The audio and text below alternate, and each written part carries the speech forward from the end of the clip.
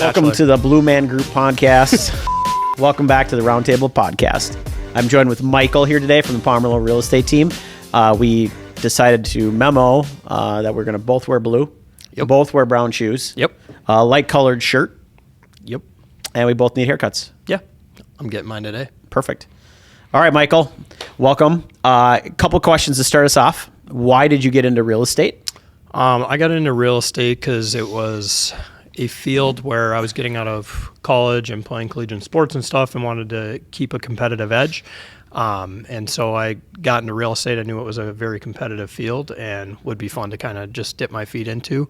As soon as I started, I just loved the client connection part of it and being able to make new connections with new people and, you know, learn their stories and stuff. And I just never looked back. I can tell from you haven't been with the team very long, but we've been knowing each other super long, but your ability to connect with people, some people have that skill set and it can't be taught. You just some people are born with it, I feel like, and others aren't. Yep. Right? You're just born with that skill set for sure. Yeah, I love it. It's just being able to hear somebody else's story and get them talking about something that they love and being able to relate to it. It's a pleasure of mine. So collegiate athlete. So what did you play? So originally I went to St. John's University up in Collegeville by St. Cloud. I was going to play basketball and football. And then I ended up tearing my labrum in football for the second time after I just got done with surgery. And so I wasn't able to play basketball after that injury. So it was really just football. That's brutal. Yeah, that's brutal. Well, you learn a lot from sports that kind of carried with you in whatever you do in life, right? So what are some of the lessons that you were taking with you from sports into the profession? Probably the top one was leadership is earned, never given. And so, from a very early age, like I told you before we started, I came from a really small town. So if anybody was semi-athletic, you were probably playing varsity sports from 9th grade on. And, I was forced into a lot of leadership roles really early on, playing quarterback for our team and then point guard for our basketball team. Yep. And, you're pushed to be team captain right off the bat. And it's how do you get a group of people that are older than you or feel like, they're above you to respect leadership. And you have to go out every day and, work for that and show them why you're committed to what you're doing. And I apply the same principles to real estate and with my teammates. And that's how I look at, a real estate team as well, is everybody is there to support each other and you need people running at the front to help, pick everybody else up. Love it. Love that. You have had some significant, what I would consider significant success in real estate, being fairly new to the industry. When you look at the average real estate agent being 55 or 58 years old, right? So I guess we both be in that group a little bit. Yeah. But what had caused you to have so much success so early in your career? Honestly, I think it was just I didn't know any different than going out to go get it. That was really all it was. Is I didn't have a family at home. I'm blessed in that sense that I am young and I don't have anything tying me to being home, and I'm not a guy that likes to go out at night or go out on the weekends. It was my sole focus. And so a lot of my time was just spent trying to build connections, and those just sped up super fast. It was like all of a sudden everybody was referring you to everybody and their mom. And then business just started really ramping up for me. And it almost got to a point where it was almost too much, and which is a good problem to have. But I think that's really it. Is just the work ethic and being willing to go above and beyond for people, and they notice that in sales transactions, especially when it's not about a sale and it's about them, and they can feel that. That's when you start getting referral-based clients. Well, you kind of hit it spot on. Sometimes ignorance is bliss, right? Knowing the statistic that 94% of real estate agents will not be in business 10 years later, right? Again, not a good statistic. And the average real estate agent sells somewhere around 4.8 homes per year, right? Again, not a great statistic. But if you don't know any better, it's amazing. Those are usually the ones that make it and do the best. Yeah. I mean, you just have to be willing to just get started. So many people fail because they don't step in with 100% intensity, I think. They're just jumping into a career for flexibility versus this is a passion of mine to go out and serve people. They want, the flexibility of the day-to-day where we know as if you're actually in the business and actually doing the work, there's not really flexibility. No. You can choose which 50 hours you want to work a week or 60 or 70, however you want to look at it, right? Depending on the time of the year, yeah, for sure. You get to decide which 70 hours a week you want to work. Yeah. At least when you're starting, right? Absolutely. When you play the dudes. Someone, I don't know, are you a Jocko guy? Do you know Jocko? Yep. Okay. So he made a comment one time that just stuck with me. He said so many people would wanted to be a Navy SEAL strictly to get through Hell Week. Yeah. Right? They didn't have the big picture in mind. Like, no, I want to do the job of a Navy SEAL more than anything in the world. Yep. And the Hell Week was just a barrier of entry to do that. How are you going to get through Hell Week without a why? And that's exactly it. With real estate, I think a lot of people get into it like, I'm going to go in and I'm going to make a ton of money and it's going to be the most amazing thing. And then they're sitting 3 years later and realize this is very, very hard. Yeah. Right? You have to do the work because you want the job of helping so many people per year. You have to pay your dues. You have to pay a lot of dues, right, to do all those things. And I think that analogy speaks well for the ignorance part of it. You're just like, no, I just have to do whatever it takes in this period of time to get to do what I want to do, which is be a real estate agent. Yeah, there's nothing holding us back at the end of the day, and that's what led to success is there's nothing to go back to. It's I either make this work or there's no plan B. That sometimes not having a plan B is the single best thing you can do. Yeah. Right. Well, and I'm sure he did the same thing with Hell Week, right? Right. It's just, like, there's no option. It's just, this is what I have to do to get to the next thing. Yeah. Right. So, okay, let's go a little deeper with you. So you had more people I had more people in my graduating class than you did probably in your whole town. Yes. Right. So growing up, playing sports, and then you got into real estate, right? You don't have a lot of people to call on necessarily. Yep. Somebody that has a big sphere, great number of people, they can pick up the phone and start calling, right? Yeah. How have you managed your business in such a way that allows you to keep doing it and keep moving forward without a gigantic sphere behind you starting? Yeah, I think it's just the realization that there are a lot of people out there that are in need of a good real estate agent, and understanding that I know at the core of my being, in my heart, that I'm going to be the best real estate choice for anybody out there that's going to decide to make a move, just because I know that I'm going to take good care of them throughout the process. They're never going to have to worry about why is he not responding to me or why is he not answering my phone call. And so I just need to get out there, call enough people, talk to enough people to find the people that are going to make the move, and then providing that exact experience for them. And that's when referral business comes. And I looked a lot towards like expired listings where other people maybe failed at listing their home and didn't give it the attention or the time that it needed, and taking over that. And when they realize what somebody else did for them versus what I can do for them, they start referring you to other friends and family. You have to use him because I tried this route and it didn't work. You have to use him. He's going to go above and beyond and make sure that you're taken care of. And from there, the business just starts rolling. That's really good because there's a million ways of doing this business, right? Yep. So how did you handle rejection when you started, or how do you handle somebody that says, well, I don't want to bug them? Yeah. Well, for one, with the rejection piece of it, I think a lot of it comes back to sports being integrated into, real estate. And what I'm doing now is just, I always had people yelling at me or telling me everything that I'm doing wrong or critiquing and being upset or angry. And I'm just used to that. You go through the ringer. I had two older sisters that, gave me crap 24/7. So that stuff never fazed me.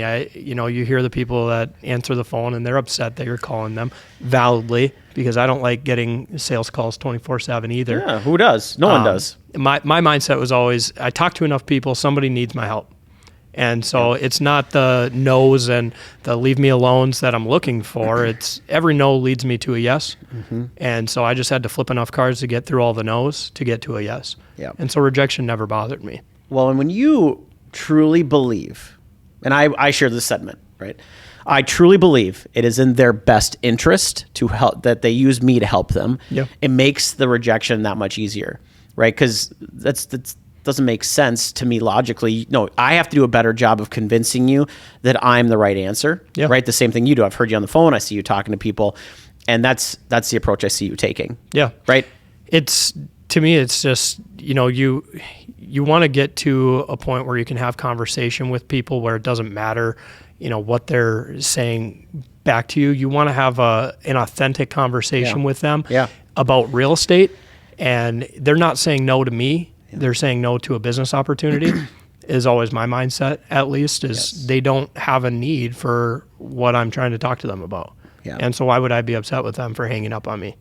No, and if that makes sense. I think in Minnesota too, especially, and maybe in East Coast a little different, but if you get in a situation where they're forced to reject you, Michael, I have to reject you, 99% of people won't do it. Yep. But if they reject the idea of a process, they reject a business idea, it's not rejecting Michael, it's rejecting that. Yeah. Right?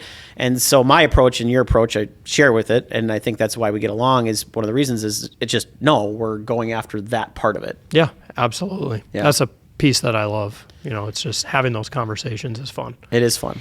And you are relentlessly getting back to people fast. You don't take any time to, you get an email, you're responding right away, right? Yeah. Someone calls you, calling them right back. Someone wants to see a house, you're going to show it. It's the biggest, I always say that this was always ingrained in me when I first started. It's the biggest sale or purchase of somebody's entire life. Yep. Most people buy 1 to 2 houses in their entire lifetime. It's not many. Maybe 3, if they're extremely fortunate. But for 99% of people out there, you're going to be a major piece in somebody else's milestone. And how do you want them to look back on that transaction? Because I've had conversations with people. My last real estate transaction was miserable, and that hurts as a real estate professional to hear that about other professionals, is because, man, I mean, that's a really big piece of somebody's life, and not to be taken lightly. No, and we owe them a quick phone call back. We owe them a response quickly. Yeah, because it is such a big deal. Yeah, and time is of the essence in this business. Minutes matter. We've all experienced, sales where it's like you're waiting on something, and you're waiting and waiting and waiting, and you're just getting more and more impatient, and the frustration builds and the anger builds, and then you don't know what to do, and you don't know what's going on. Nothing's worse than that feeling when you're going through that. So I just put myself on the receiving end of it. Yep. How would I feel if I texted somebody and they took 24 hours to get back to me when I'm talking about a $500,000 purchase or $1 million sale, whatever it is? I mean, that's a big deal. Yeah. Oh, no, I can get to that later. Yeah. No. So, you were on your own, different part of Minnesota. You came to the Twin Cities. You wanted to be on a team, right? Yep. You did a lot of research from the sounds of it. Yep. How did you end up where you're at here today at the Pomerleau Team? Yeah, I did about 2 weeks worth of research on a day-to-day basis. Jeez. And I made my decision that, I was going to work on a team. I didn't want to be a solo agent. I wanted to be surrounded by good people, high quality people, high character people, and people that were in the business as much as I was and wanted the same results and were striving towards similar goals. And I wanted to just be on that same trajectory. And the more that you're surrounded by good people, you're a product of your 5 closest friends. Mm-hmm. Well, in this business, your 5 closest friends are most likely other real estate agents on your team. Yeah. Because that's where we spend all of our time. And so I wanted to be surrounded by high character people. I did a lot of research on the team. It's a very tight-knit group and people that are high producers, and that's exactly what I wanted. I never interviewed anywhere else. That makes sense. Makes us feel good too, right? That we're putting the right perception out there in the marketplace. Yeah. Wow. You're right. I mean, there's Ryan on the team, 90, 80, 70 transactions a year. There's some big producers, super humble people. You just never know how much transactions they actually do. I looked at it a lot, being in the business for a while and being able to see, how different teams operate and stuff. I understood that most real estate agents stay on a team for about 2 to 3 years. Yeah. And as a team lead like yourself, you're lucky if they stay for 4. Yep. And so what I was looking for is what kind of culture cultivates people wanting to stay. And so when I was looking at this, I was looking at 10 years on the team, 10 years on the team, 8 years on the team, 8 years on the team. I'm like, from what I saw in the past, I'm like, how is that even possible? How do you have that many people that want to be surrounded by the same group? Because a lot of real estate agents have have a ego about them. Yeah. And they're ready to move on to the next latest and greatest thing. Grass is always greener. Grass is greener. So how do you cultivate a company culture that those people want to stay? And because any of us can go anywhere and sell at any place at any given time. So why stay? And when I saw all those people staying for that long, I was like, that's something that I want to be a part of. Yeah, I love that you say that, because that is such an important part of the puzzle piece here. When I look at someone, it's like, I think, where are they going to be in 10 years? Like, wow, they're going to be doing this. Who knows how many things are going to change, but I can see this person being here 10 years from now. Yeah. Right? I want to be around these people, right? The 5 closest, right? I want to be around these people for the next 10 years plus. Absolutely. So, but yeah, you're right. People join a team and they're usually gone in a relatively 2 to 3 year period of time. Yeah. Sometimes they're gone in a month, sometimes they're gone more, but that's... Well, and I was never looking for a place that I could jump from. No. This was a place that I wanted to make sure that the team that I chose would be the team for me for the future, and something where I can actually grow a brand within the company culture and have that associated with my name means a lot. So to have the Pomerleau team associated with me and me to be associated with the Pomerleau team means a lot for me and my career. Yeah. What do you think some of the misconceptions are of real estate teams, whether it be the Pomerleau team or other, that just people are curious about, and they're like, I would never join a team because of X, Y, Z reasons, but they hear someone like yourself who's closed 200 whatever it is, right? That would say, well, why did he do it? Yeah, I mean, I would be lying if I said I didn't contemplate going out on my own. Yeah. At we first. all have. Right. Yeah. And when I decided to join a team, you're never going to be the full version of yourself as a solo agent, I don't think. There are a good point. Million opportunities to go out and do it on your own. And could I succeed at a slightly decent rate? Sure. But I will never be able to reach my maximum capacity on my own, because you want the other people motivate you. You in the office motivate me more than you even realize. You're always there. You're always present. You're doing a million different things. You're talking to a million different people. You're helping me with my business. You're helping everybody with their business, and then still handling a ton of transactions and a ton of clients on your own. And those are the kinds of people that are going to lift your business up, because they're not going to allow you to slack off. Where I could take 3 days off and, just sit at home and, do whatever, but not when you have these kinds of people that you're surrounded by, because you're seeing that day in and day out. And they're just there to build you up. That's so good. I say that someone should join the team not to make less money. They should join to make more money or help more people, right? Or have more time back. Well, it's a misconception that you're going to make less money on a team than you would on your own. On your own, maybe you close 20 deals, and sure, maybe you're making 80 or 90% split, whatever it is. And you come on a team and you're making 80, 70 split, but you're doing 15 to 20 more transactions because your motivation's higher, because your why is bigger, because you're surrounded by people that are there to motivate you. So did that 5% on every deal really make that big of a difference that you want to do everything on your own? I want to come to work, and I said from the beginning, right? I want to come around and be around great people. Yeah. I will give away time. I will give away money. I will sacrifice helping more people. I just want to come in and be in a culture and a surrounding with great people. Yeah. That's worth it to me. And I think a lot of collegiate athletes or people that have been on teams growing up have that same mentality, because teams, everyone kind of has their role, and the individual is never more important than the team as a whole, right? Exactly. So I think that's, when you're saying that really hits home, because that's super important. Driving to the same goal, right? Versus being on your own, and you just have to kind of navigate all those waters by yourself. Yep. If I'm struggling with a listing, or if I'm struggling with a deal, I've got 9 people to talk to on any given day about it, or just to even vent. You have people to talk to that understand, versus you just bottling all that up and going home on your own trying to figure it out. It bothers me so much how many agents I see making repetitive mistakes that other people have made. Yeah. It's every day. I talk to agents, and every day they're mad at what's going on. Why can't I fix it? What's the problem? Like, you're making the exact same mistakes that everybody else has made. And strictly by doing this, maybe it would be on the right team, or reading more books, or doing more research, you can literally save all of those headaches and issues. But just being on the team. It just solves it. Yeah. I don't think I would be in real estate if I was a solo agent. Yeah. personally, and just who I am, I wouldn't want to do this business alone. I wouldn't either. That's the conclusion that I came to is what's the point then? Yeah. You know, if you're not around great people and people that push you to do more, call you out. And I've said this before, you know, the best people in your life will kind of talk crap to you in your face. Yeah. And like tell you how it is. Absolutely. But then, you know, protect you behind your back. Yeah. Right. And that's kind of what I look for anybody joining the team. And I would put you in that category 100%. Well, and it's just very interesting to me to come to a team and everybody, when they're talking about other agents in the office, it's all positivity towards other people. You know, I've ran into 5 people on the JP Brooks side of things that aren't even affiliated with the Pomerleau team specifically that are all talking, oh, Matt Healy's the best guy. He does this, he does that. And people just build you up around here, and it's such a different feel.